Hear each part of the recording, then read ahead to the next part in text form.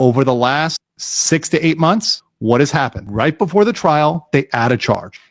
What charge might they add, especially if Johnny Somali acts up? Because we have information based on his pattern of behavior that we've well established.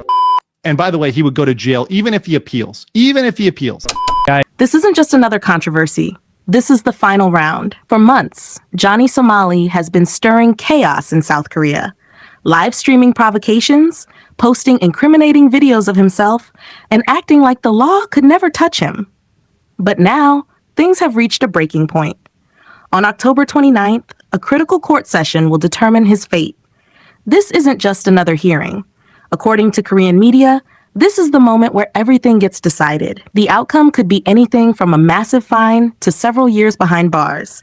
And the entire internet is watching one thing: Johnny Somali's sentencing. Think about it. Here's a man who filmed and uploaded nearly every one of his own crimes online. Before the police or courts could even react, he basically handed them the evidence on a silver platter. This video is about that crucial sentencing, the next trial update, and why this might finally be the end of his reckless game. At one point, Johnny bragged that he had plenty of time to manipulate people and avoid consequences. He laughed about having months of freedom left, but those days are gone. The spotlight is on him like never before, and this saga has turned into one of the most widely followed internet scandals of the year. People are hooked, waiting for the next update, the next courtroom twist, the next downfall. Normally, controversial streamers find ways to dodge consequences, but this time, the public is demanding justice, and South Korean authorities are under pressure to deliver it. Behind the scenes, prosecutors are preparing for the worst-case scenario. They've noticed his pattern. Right before nearly every trial over the past 6 to 8 months, a new charge gets added. Why? Because Johnny's behavior signals he's on the verge of acting out again, and each misstep only makes things worse. The reality is, Johnny Somali has been doing everything in his power to manipulate the system, trying to escape responsibility, bend the courts to his will, and convince his followers he's the victim. At one point, even his associate Hank Yu tried to defend him, claiming Johnny never harmed anyone and was being treated unfairly.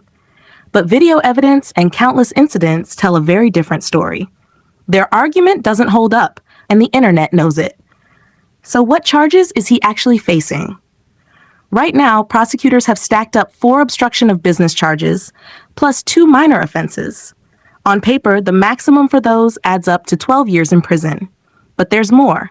If a new charge is added, and legal experts say that's very possible, the maximum penalty could rise to life imprisonment. Based on sentencing guidelines alone, Johnny Somali is looking at a minimum of 4 years and 9 months. And even if he tries to appeal, he would still serve prison time while that process plays out. In other words, his options are running out fast. But here's where things get even worse. Instead of showing remorse, Johnny has doubled down.